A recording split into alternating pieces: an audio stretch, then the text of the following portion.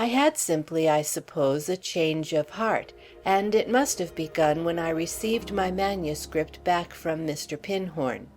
Mr. Pinhorn was my chief, as he was called in the office. He had the high mission of bringing the paper up. This was a weekly periodical, which had been supposed to be almost past redemption when he took hold of it. It was Mr. Deedy who had let the thing down so dreadfully. He was never mentioned in the office now, save in connection with that misdemeanor.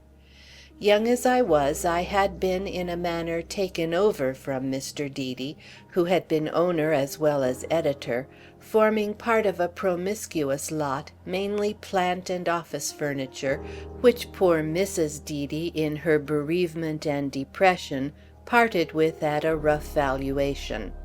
I could account for my continuity but on the supposition that I had been cheap.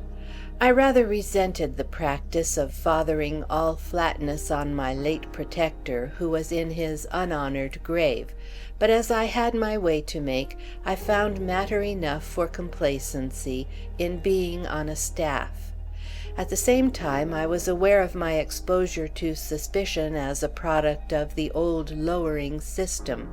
This made me feel I was doubly bound to have ideas, and had doubtless been at the bottom of my proposing to Mr. Pinhorn that I should lay my lean hands on Neil Paraday. I remember how he looked at me, quite to begin with as if he had never heard of this celebrity, who indeed at that moment was by no means in the centre of the heavens, and even when I had knowingly explained, he expressed but little confidence in the demand for any such stuff. When I had reminded him that the great principle on which we were supposed to work was just to create the demand we required, he considered a moment and then returned, "I see, you want to write him up." "Call it that, if you like." "And what's your inducement?" "Bless my soul, my admiration!" Mr. Pinhorn pursed up his mouth. "Is there much to be done with him?" "Whatever there is, we should have it all to ourselves, for he hasn't been touched." This argument was effective, and Mr. Pinhorn responded, "Very well, touch him." Then he added, "But where can you do it?" "Under the fifth rib." Mr. Pinhorn stared. "Where's that?" "You want me to go down and see him?" I asked, when I had enjoyed his visible search for the obscure suburb I seemed to have named. "I don't want anything. The proposal's your own. But you must remember that that's the way we do things now," said Mr. Pinhorn, with another dig at Mr. Deedy. Unregenerate as I was, I could read the queer implications of this speech.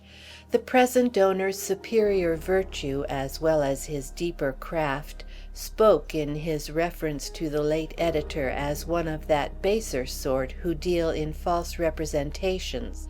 Mr. Deedy would as soon have sent me to call on Neil Paraday as he would have published a holiday number, but such scruples presented themselves as mere ignoble thrift to his successor, whose own sincerity took the form of ringing doorbells, and whose definition of genius was the art of finding people at home.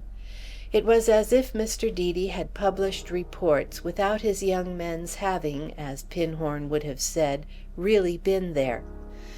I was unregenerate, as I have hinted, and couldn't be concerned to straighten out the journalistic morals of my chief, feeling them indeed to be an abyss over the edge of which it was better not to peer. Really to be there this time, moreover, was a vision that made the idea of writing something subtle about Neil Paraday only the more inspiring.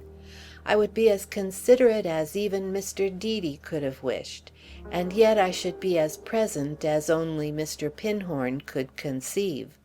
My allusion to the sequestered manner in which Mr. Paraday lived (it had formed part of my explanation, though I knew of it only by hearsay) was, I could divine, very much what had made Mr. Pinhorn nibble. It struck him as inconsistent with the success of his paper that any one should be so sequestered as that.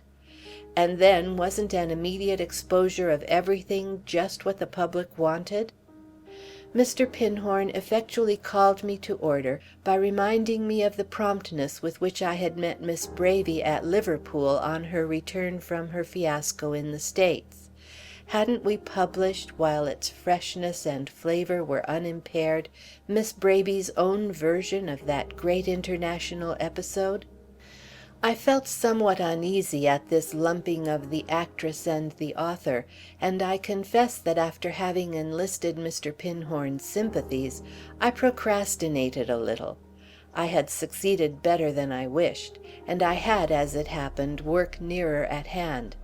A few days later I called on Lord Crouchley, and carried off in triumph the most unintelligible statement that had yet appeared of his lordship's reasons for his change of front.